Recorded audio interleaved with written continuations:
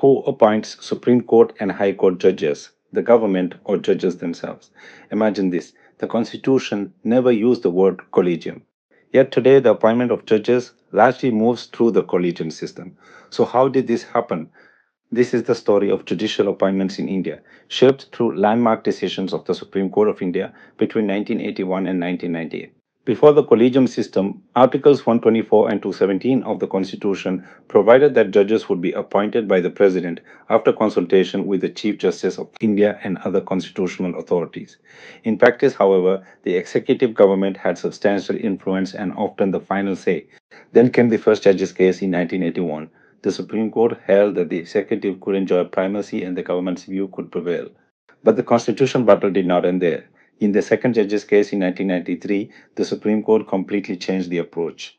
While the Constitution used the word consultation, the court interpreted it to mean concurrence to protect judicial independence. That one interpretation shifted the balance of power.